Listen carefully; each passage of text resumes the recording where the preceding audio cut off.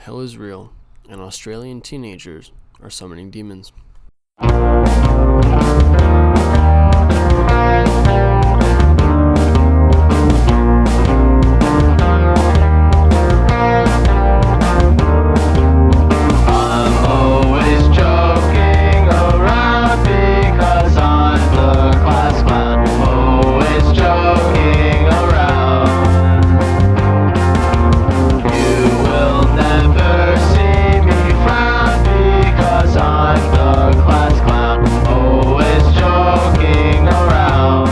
Talk to Me is an insane movie. Very good, very awesome. Breakout hit, written and directed by the Filippo brothers. Raka Raka on YouTube. They used to do stunt videos, and now they are writers and directors of Talk to Me and Bring Her Back. Talk to Me, their 2022 movie, first movie they made. Bring Her Back is a spiritual sequel, spiritual successor, I believe. Same universe, that kind of thing. Really good movies, really great. And today I'm talking about Talk to Me specifically. Spoiler alert for a 3-year-old movie. It's really good. You should go watch it. Probably, no, not before. Finish this video first, and then go watch it because I want you to watch my video and have good retention. So I watched this movie a couple months ago, and I thought it was really good. I had a great time watching it, and watching it with my 3rd grade critical thinking skills, I was like, oh, this is a allegory for drug addiction, which I think is, pretty easy for most people to understand and get. It's like this thing that comes into the main character Mia's life and, turns her against her friends, her family, all these things, and isolates her into, self-isolation and depression. And also, another theory or another way to interpret the movie is that it's her working through the stages of grief. I'm not talking about that shit today. That's way too intelligent for what I like to talk about. Today I'm just talking about fucking what the hand is, what the people or the spirits or demons you see in the movie are, where they're from in the 9 circles of hell, and all that. And that is what we're going to do today. The hand from Talk to Me is a direct connection to hell and demons. In our world that we live in, there is practiced magic. TikTok alt girls and weirdos in our society like to think that magic is real and you can cast spells to make people fall in love with you. Bad things happen to people you don't like, all that kind of things. In that realm of practiced magic, there are 2 paths: left hand and right hand. Right hand path magic is like people want to do magic. They want to do fun stuff. They want to do crazy things, but they don't want to get evil and fucked up with it like they should. So right hand path magic follows like a very strict set of rules and morals, usually societal ethics and morals, stuff like that, to cast their magic. So they don't do any like sacrifices, none shit like that. It's all just all above board, all fun.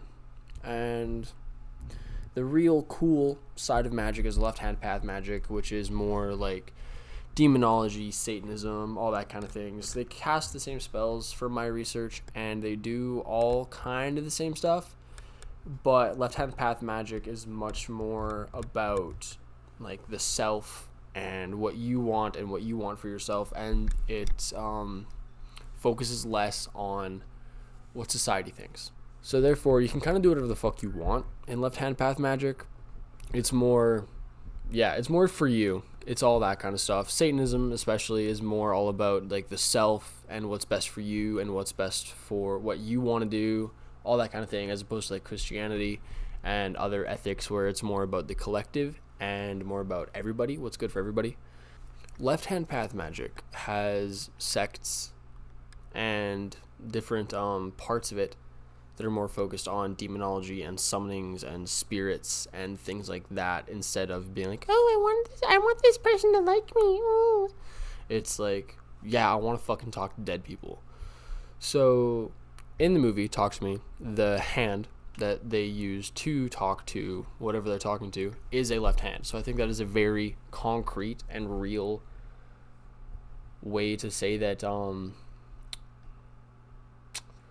I think that is a real concrete and real evidence of it being left hand path magic and actually summoning things, and not just some sort of like hallucinatory, whatever you want to call it. They're actually really summoning things. And I think that these spirits or extra dimensional entities come from hell based upon how they look, how they're presented in the film, how the environment is shown in a later scene in the movie where Riley is trapped. His soul is trapped in this extra dimensional place or oubliette of some kind. So in the film, there are 4 different spirits that I think have concrete, or at the very least, a way that I can connect them to hell. So the first person that Mia is possessed by looks to be a drowning victim, or if they are what I believe them to be, and in the state that they were in, they would be a denizen of the 3rd circle of hell, gluttony, which is a place that is a constant freezing rainstorm. Sinners are forced to swim through freezing water and muck and detritus and things of that nature. And that is where I believe that person is from, just based on how they look. Not really how they act so much. There's not really much to say in the way that the woman that possessed Mia, that she is from that circle of hell. The more stark connections I find are later in the film, where one of the characters' boyfriends is possessed by a different spirit and they become rather horny. They start like feeling on themselves and they're tied to a chair, and eventually they fall off the chair, and the one character's pet dog comes up to the possessed person, and the possessed person starts like making out with the dog and like licking them and all that stuff. And that's obviously lust right there. That's just a very easy, quick connection you can make. And that's the one that I jumped to. The more evidence that I found for this theory is in when Riley is possessed later in the film, and he stays possessed, but in the initial moments he starts smiling and laughing like very wickedly and just being an all-around kind of fucked up guy. And then he starts bashing his head into the table like full force, no holds barred, just as hard as he can, bashing his face into the table. And then someone tries to stop him and puts their hand on the table, and he hits it so hard he breaks their hand. And then somehow, I believe, if I remember correctly, I haven't watched the movie in prep for this, which is kind of fucked up of me, but I remember him either being pushed or by a person, or like magically floating away from the group trying to stop the possession.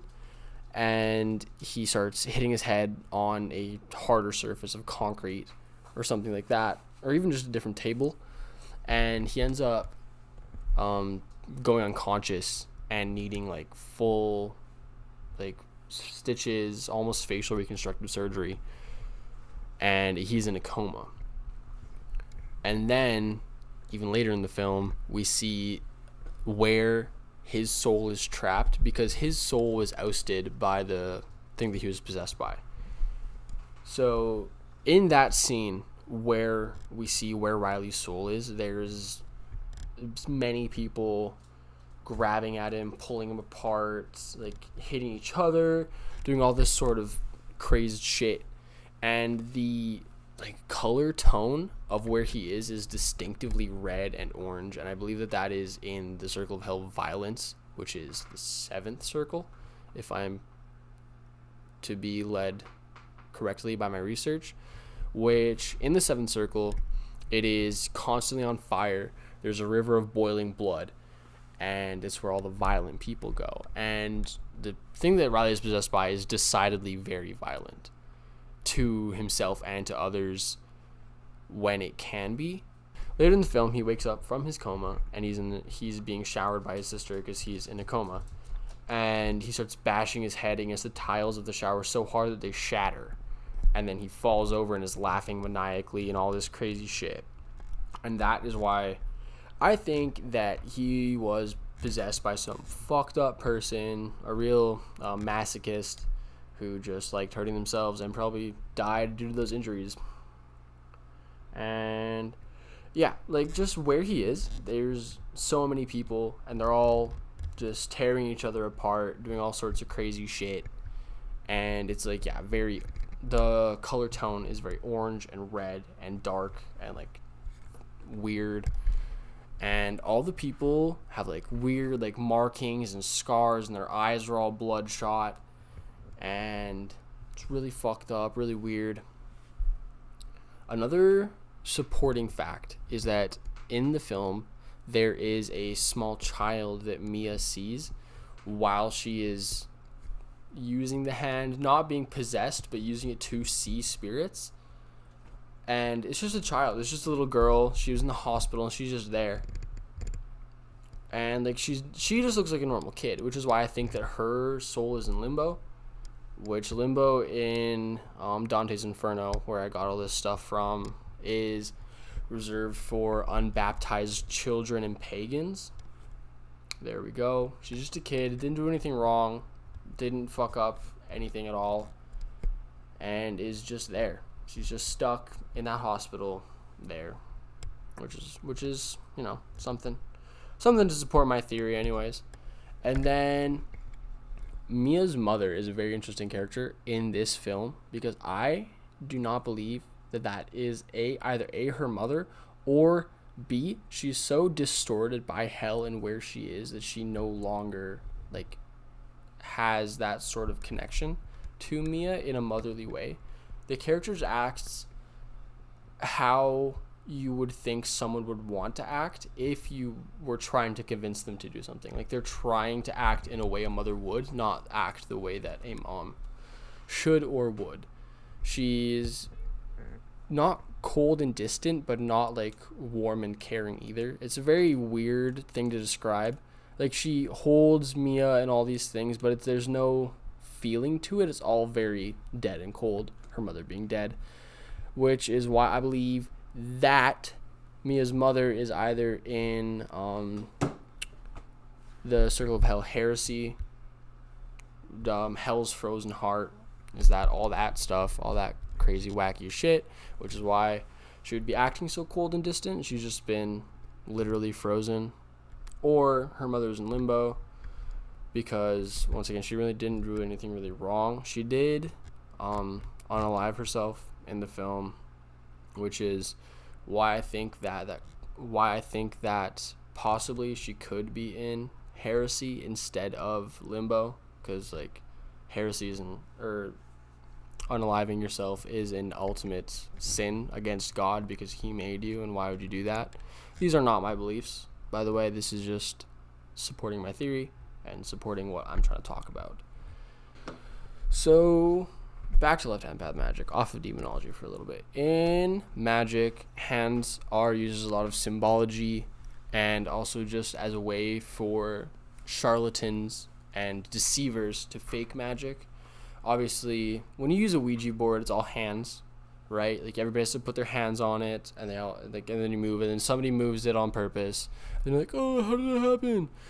But somebody moved it on purpose, and hands and inviting something in to talk to you, just like in Talk to Me. You have to hold the hand, and then you have to invite the spirit or the whatever it is in to talk to you, just like on a Ouija board.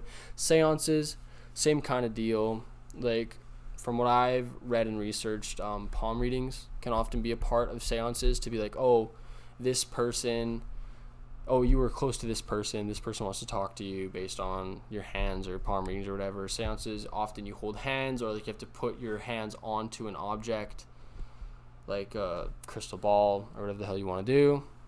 Or yeah, hold hands a lot in seances is something that you see often in like other media and movies and stuff. And even just in like regular stage magic, hands are a lot of it, just because like illusions and sleight of hand magic. And that's why I think that left hand path magic is a big part of this film, is just because of the symbology of the hand itself. And even in the film, they say they don't know what it is. They don't know where it comes from. I think somebody said it was like some witch. They got it from a witch, or it was a witch's hand, or some shit like that. It could be any number of things. I believe that it is just a plastered hand, like a plastered mold of a hand. And then it was cursed somehow or imbued with some sort of magic. And that is what I think. I don't know where I was fucking going with this. I don't have an ending to this video. I just want to talk about demons and hell and magic and a cool movie that I watched. Alright, well, that's the end of this video. It's kind of a disappointment, I know. I didn't really actually do that much research. I kind of just wanted to talk about shit, get it out of the way, get all my researching kind of down pat again. I haven't researched anything since high school. Yeah, anything I did find was very limited in resources. It was all either like 45-minute YouTube videos about how magic is good and you should be doing magic, and how left-hand path magic isn't evil. It's just quirky. So that wasn't a big help, and the only real resources I could find were for the different circles of hell. There wasn't really anything about, like, I found very limited things on hand symbology and all that stuff in magic. It's more just like, oh, you use your hands to do things, which is like obvious. You have to use your hands for a lot of things. Kind of everything, actually. And yeah, so that's this video. Next one's gonna be a lot better, I hope. Fingers crossed. I mean, it's all up to me, but next one's gonna be better. It's gonna be about something I am a bit more well versed in, a bit more experienced in, all that kind of stuff. Just stuff I know more about. It's gonna be about Richard Chase, the Vampire of Sacramento. And yeah, that's about where I'm at. Thank you guys for watching. Please do all the YouTube pleasantries, like, comment, subscribe, so I can do this more often, because I need outside attention. I crave validation. And I don't deserve it, but I want it. So I'm going to do this so I can get it. Thank you for watching. Hope you had a good time. Hope you learned a little bit. And I will see you in the next video. Peace.